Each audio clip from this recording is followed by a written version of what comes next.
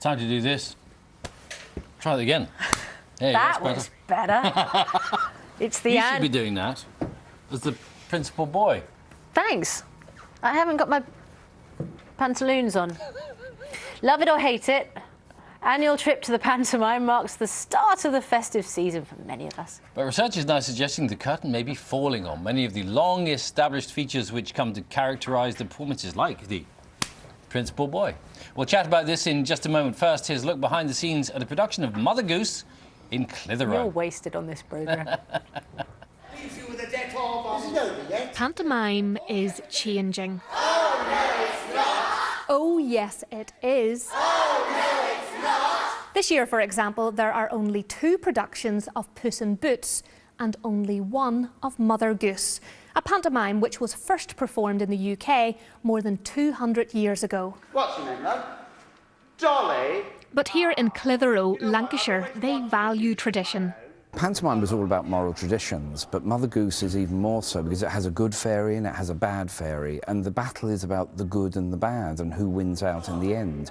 And I think that's really important for young people and families to actually go to that and be able to cheer and boo. You haven't? Oh, well, They also value people playing animals and men playing women, but more productions are choosing not to include these characters. this is where it belongs. And if you ask them here, is the traditional panto a thing of the past? There's only one answer. Oh, no, it's not! Julie McCulloch, BBC News. Well, with us now Millie Taylor, who's a professor of musical theatre at the University of Winchester. Good morning. Morning. What a lovely you. job to have. I know. Do you get to see a lot of panto?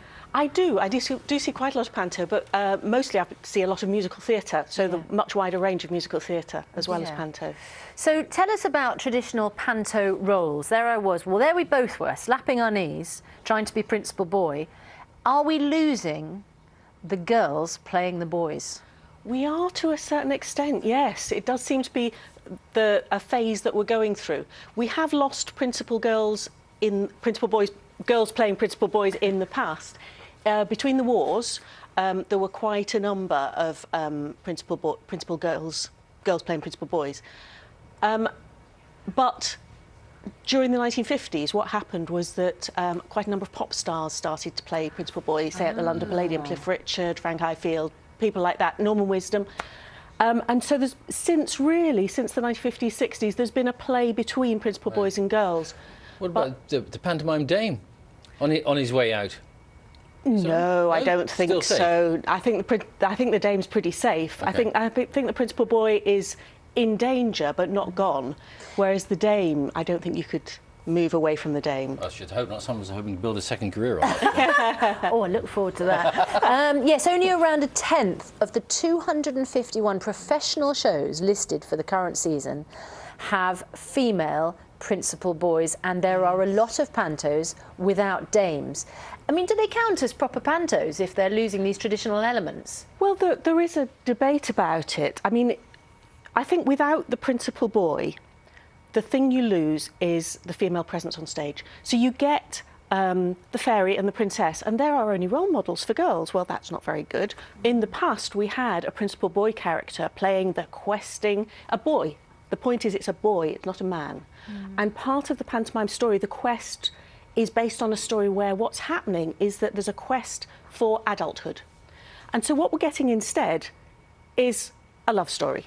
So we're losing that sense of journeying into adulthood and replacing it with a love story and a male presence on the stage, and losing the female journeying and the female Pantomime's coming off. It's very different now to what it was when it first started. Was it in Italy? Yeah, well, the commedia. Yeah, no, pantomime today is based on the 19th century model. Yeah. It's so it's very different. It's an evolving absolutely, form of theatre, absolutely. And what's happening is that those the women, the strong women in panto, are now playing villains. So we now have quite strong wicked queens. Some pantos have never had dames in. Peter Pan doesn't have a dame character. So if you want a dame in Peter Pan, you have to create a character for a dame. Because there isn't a natural one in the story. But that's the freedom of the panto. You can write in whatever you like, can't you? Absolutely. And that's part of the excitement of panto, that it transforms all the time in relation to society.